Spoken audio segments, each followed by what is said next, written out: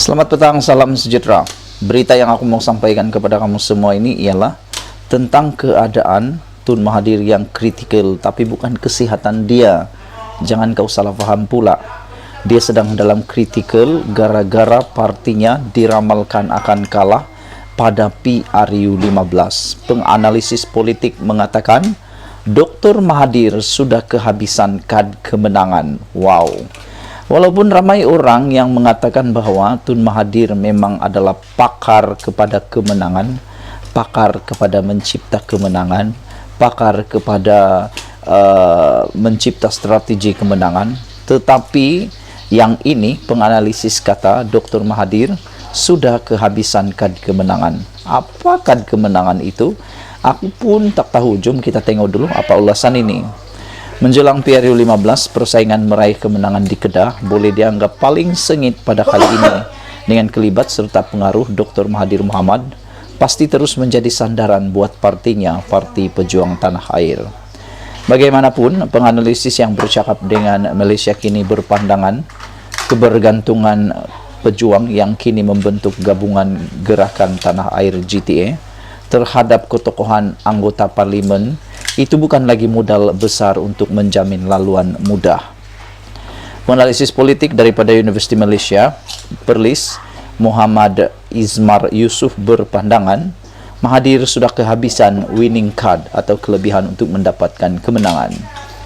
Tanpa menafikan pengaruh tersendiri bekas Perdana Menteri keempat dan ketujuh itu, Muhammad Izmar berkata, pengaruh Mahathir di Kedah mempunyai dua fasa, namun ia sudah berlalu. Fasa pertama apabila anaknya Mukris dinamakan sebagai Menteri Besar dan BN kembali berkuasa di Kedah. Kedua, ketika dia bersama PH berjaya merampas dan membentuk kerajaan Kedah. Untuk PRU 15, saya berpandangan ada dua keadaan, katanya. Pertama, jika pejuang bergerak solo, mereka akan kalah. Sama ada dengan bersandar kepada pengaruh Mahathir ataupun tidak. Sebaliknya, jika pejuang bekerja sama dengan PH, itu akan membuka sedikit peluang kemenangan kepada mereka, walaupun ia sangat tipis kerana keadaan semasa tidak sama dengan sokongan yang diterima Mahathir semasa PRU 14. Tambah Muhammad Izmar lagi, walaupun secara umum Mahathir mempunyai pengaruh, namun dia tidak yakin aura itu memadai untuk pejuang atau GTA menarik undi. Secara umum Mahathir berpengaruh mungkin dalam usaha meraih dana politik dan sokongan tokoh-tokoh tertentu, katanya. Simpatisan terhadap Mahathir wujud, tetapi saya tak rasa pejuang akan memperoleh angka yang mencukupi untuk menggapai sebarang kemenangan dalam PRU 15, katanya lagi. Saya yakin tiada kerusi Dewan Undangan Negeri DUN atau Parlimen akan dimenangi pejuang, hatta di kubu Mahathir sendiri sekalipun, jelasnya lagi. Tambahnya, walaupun Mahathir mungkin menjadi faktor kemenangan PH sebelum ini, winning card tersebut sudah hilang. Letak Mahathir atau Mukris pun keadaan tarikan kemenangan itu sudah berakhir, katanya. Orang kata mereka sudah menggunakan winning card yang ada dan ia tak boleh dipakai dua kali, kata Muhammad Izmar lagi. Sementara itu, penganalisis politik daripada UUM, Profesor Rusdi Omar berpendapat momentum pengaruh terhadap pejuang juga bergantung sama ada Mahathir turut menjadi calon atau sebaliknya. Katanya berdasarkan situasi semasa, dia menjangkakan bekas pengasas bersatu itu akan turut bertanding pada PRU 15. Saya tak nampak Tun Mahathir tidak akan bertanding, sebab dalam sidang media dia pun ada bercakap perkara itu termasuk mahu jadi Perdana Menteri lagi. Maknanya dia selagi dia hidup kemungkinan besar akan terus bertanding. Ia akan beri kelebihan pada pejuang sebab orang Kedah turut mengambil kira sumbangannya. Jadi, saya jangka GTA boleh menang beberapa kerusi di Kedah. Melainkan GTA turut bekerjasama dengan PH, mereka akan lebih kuat untuk berdepan BN dan PN, katanya, yang juga Dekan Ghazali Safi, Graduate School of Government, UUM. Sekian dulu untuk isu kali ini. Dengan pendapat daripada pakar-pakar politik, penganalisis politik Malaysia ini, kita lihat Mahathir memang dalam keadaan kritikal kerana sudah kehilangan kad kemenangannya. Dan seperti yang dikatakan oleh pakar politik tersebut, beliau mengatakan Mahathir mungkin akan bertanding selagi masih hidup. Sebelum kita berpisah, jangan lupa tinggalkan komen Anda tentang kemenangan Mahathir ini dan juga keinginan Mahathir menjadi Perdana Menteri buat kali ketiga, dan juga komen Anda berkaitan dengan ulasan profesor tersebut, yaitu selagi hidup, selagi bertanding. Kita jumpa lagi. Malaysia kita punya, kita juga sama-sama cintai Malaysiaku. Bye-bye.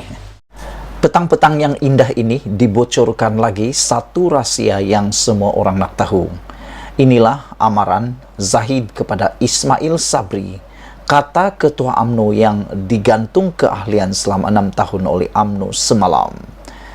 Saudara semua, Ketua UMNO bahagian Alor-Setar, Datuk Muhammad Yusof Ismail menganggap penggantungannya sebagai ahli UMNO bersama ahli Majlis Kerja Tertinggi MKT UMNO, yaitu Datuk Seri Tajuddin Abdul Rahman semalam, adalah isyarat daripada Presiden Parti Datuk Seri Ahmad Zahid Hamidi kepada Perdana Menteri Datuk Seri Ismail Sabri Yaakob supaya mempercepatkan pilihan raya umum ke-15.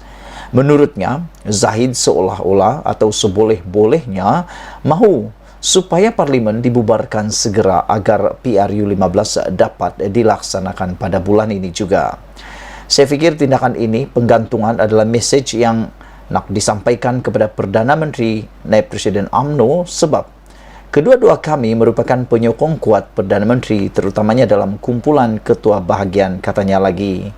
Apapun kata beliau, beliau tetap UMNO dan darah masih biru, yaitu Barisan Nasional. Kita tunggu sajalah 6 tahun, tak lama pun.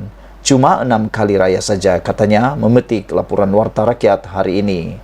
Memetik lanjut, katanya, setakat ini beliau masih belum menerima sebarang surat rasmi daripada UMNO berhubung tindakan dikenakan terhadapnya dan akan dimaklumkan dan hanya dimaklumkan mengenai perkara itu oleh rakan-rakan dalam MT yang hadir dalam mesyuarat malam tadi.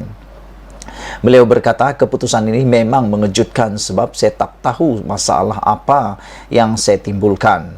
Kalau saya buat salah, katanya, tak ada pula lembaga disiplin panggil parti panggil.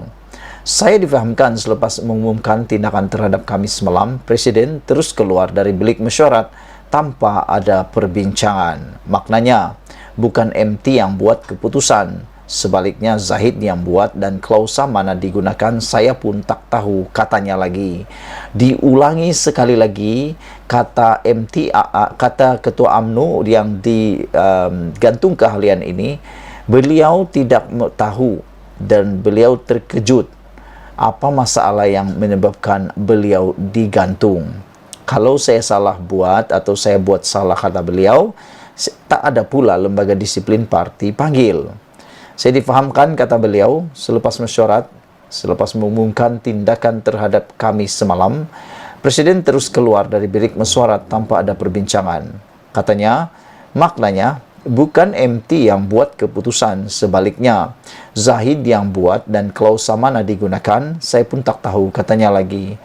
Muhammad Yusof dalam pada itu memaklumkan, beliau sejak dari awal lagi sudah menyatakan kepada Presiden yang dirinya tidak berniat untuk bertanding dalam PRU15 walaupun namanya disebut-sebut sebagai antara individu yang akan diangkat sebagai calon sekiranya UMNO diberi ruang bertanding di Parlimen Alor-Setar bagi menggantikan MCA.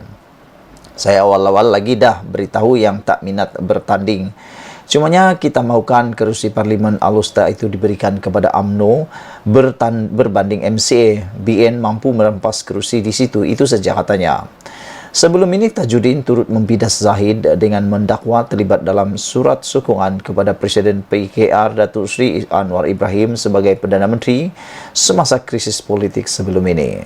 Sementara itu, Muhammad Yusof pula sebelum ini menawarkan kerusi Parlimen Alor-Setar kepada Menteri Kesihatan Khairi Jamaluddin Abu Bakar selepas timbalan Presiden UMNO Datuk Seri Muhammad Hassan meminta untuk memberi laluan kepadanya bertanding di kerusi di sandangnya di Rembau. Untuk rekod, Tajuddin dan Yusof sebelum ini dilihat cenderung mempertahankan Ismail Sabri ekoran serangan dihadapinya daripada Kem Zahid. Ikuti terus ulasan ini selepas ini.